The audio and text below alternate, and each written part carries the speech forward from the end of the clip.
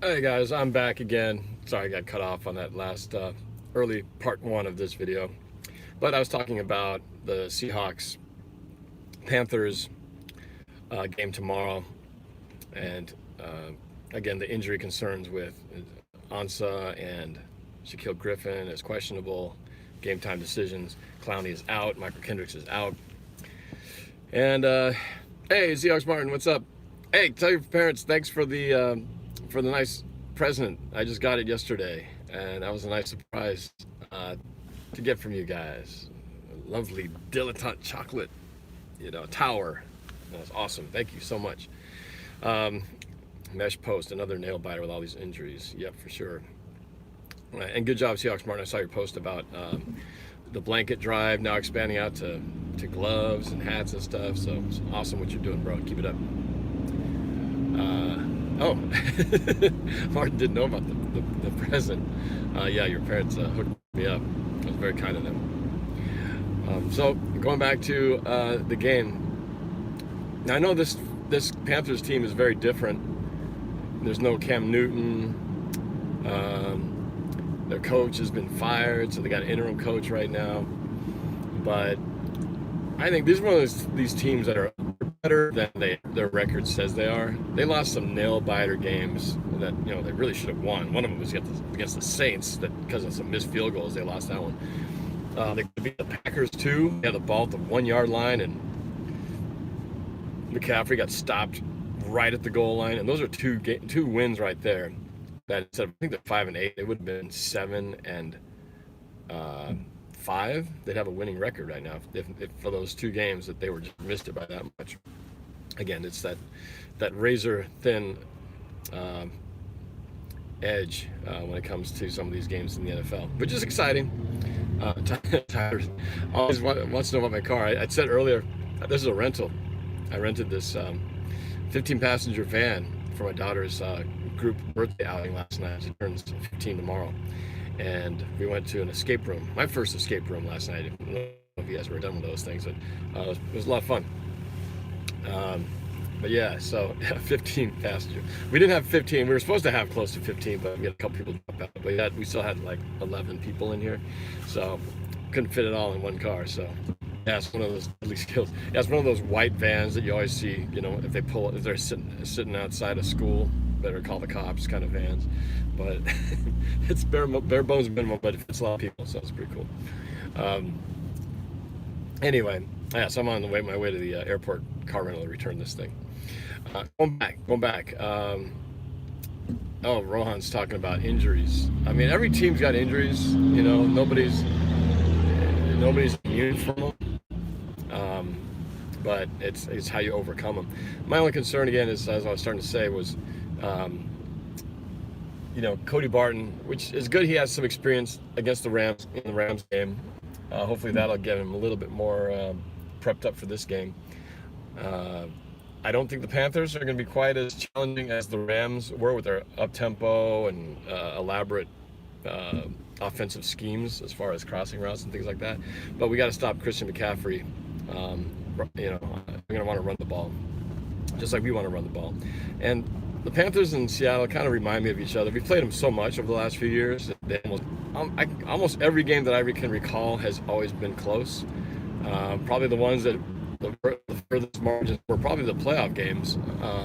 The one where we won on our way to our second Super Bowl. We beat them at home and beat them by, I think, 2 touchdowns or something.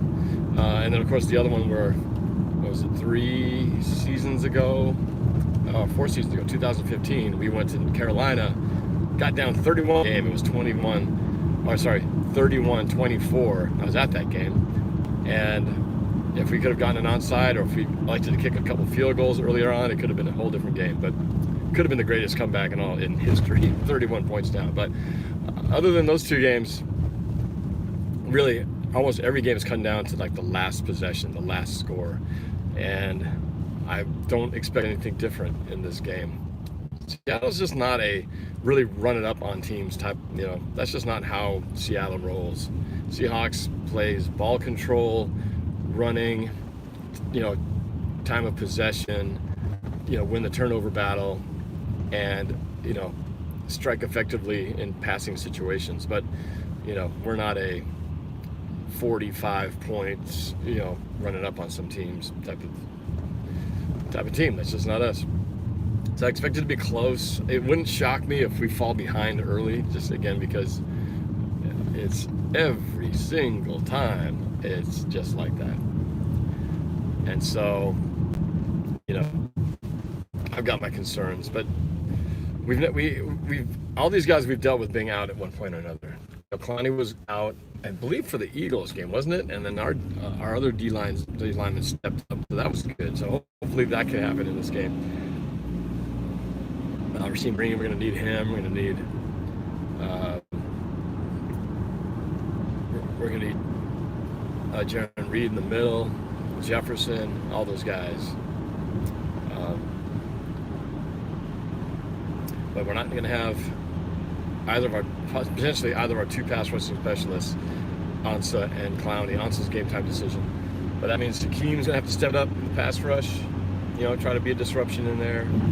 LJ Collier, who's been, you know, our first rounder, has been pretty quiet so far, but he's getting his licks in. So defensively, those are some of my concerns, being able to just make sure we can stop what Carolina wants to do, which is run the ball. Offensively, obviously, we're still reeling from the loss of Rashad Penny.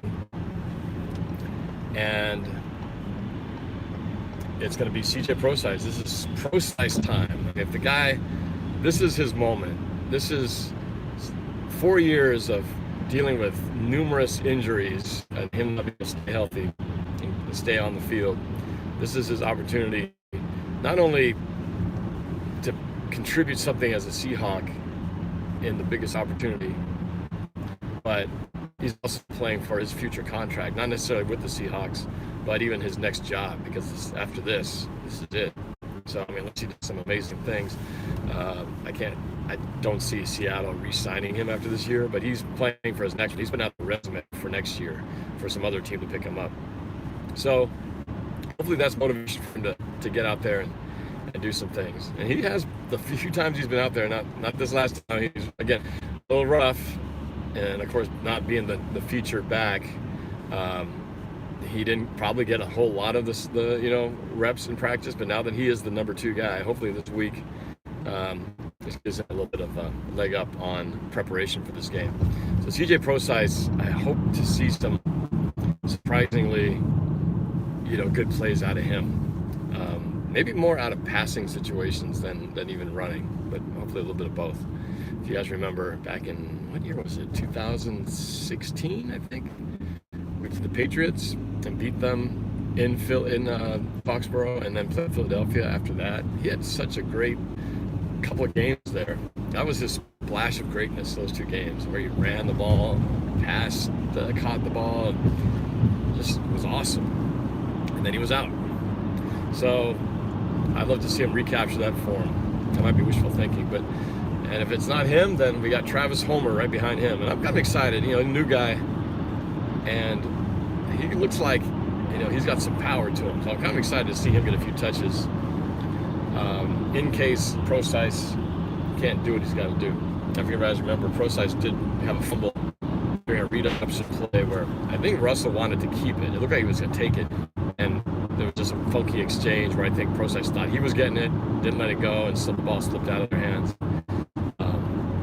So, not the greatest debut for Mr. Prosise this home stretch here, but tomorrow it'll be different. He'll be the number 2 guy, so, and hope that Carson can keep healthy. Then, of course, I hear that Lockett is finally fully back to health this week. So, you know, Lockett is just, ever since he got hurt at the 49er game, he's been dealing with the flu and trying to recover from this. I feel like he's been himself the last, 3 games? But now he's got to, if he gets back up to health, hopefully we can see that magical connection between Russell and Lockett, because those guys we're rolling, man. I mean, last year and then at the beginning of this year, remember those? It seems like a long time ago now, but you almost forget how reliable that connection was. I mean, he was, whenever we needed a third down conversion, Lockett was the man, and he was always open. So, and last year, remember, when Russell targeted Lockett, he had a perfect passer rating. So we need that type of, we need to rebuild that connection again in these final 3 regular season games, and as we get into the, hopefully, playoffs, count our chickens before they hatch. I was trying to think about tomorrow. If we get the win, does that guarantee us a playoff berth, or do we still rely on some other factors? I mean, I think it's possible, given if we win tomorrow and some other things happen with other teams. I believe we will have a guaranteed playoff berth.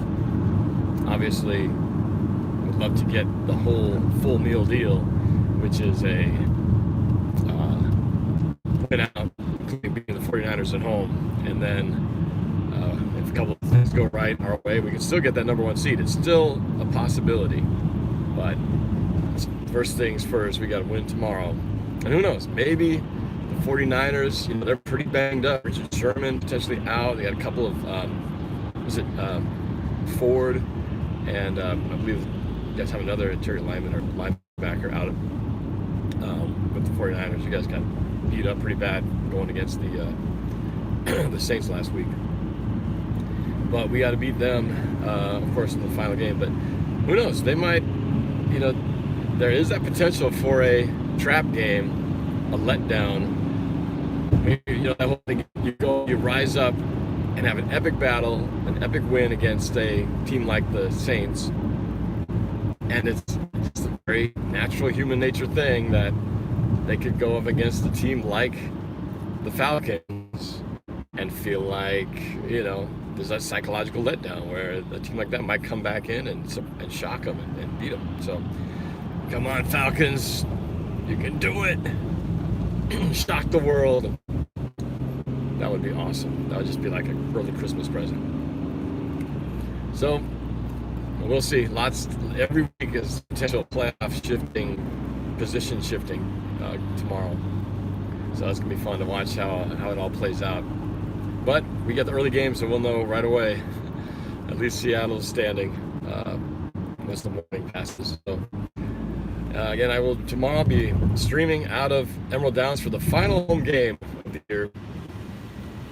We got a big party, you know, the usual stuff with a little extra, as we are teaming up with the 12 Days of Goodness, which is an organization that has been helping seniors and doing special events for the 12 days leading up to Christmas. And this happens to be one of those events. They'll be partnering with us, helping seniors, having a special breakfast buffet, and encouraging people to come bring a senior to the game, so that help reach out to seniors during times when they can be very lonely during the holidays. Well, I'm almost to the car rental return place, so this is about my time to wrap things up. And yep, anything can happen. Totally the season up for grabs. 3 games left. The exciting finish. And hopefully, one, get a playoff berth. For one, we get a win. Second, a playoff berth. And keep that dream alive for a showdown with the Niners. Potentially the #1 seed at stake. Wouldn't that be awesome? All right. Got to run, y'all. Enjoy the rest of your weekend. And I will look forward to seeing all of you on Sunday for the game. For now, enjoy your Saturday. And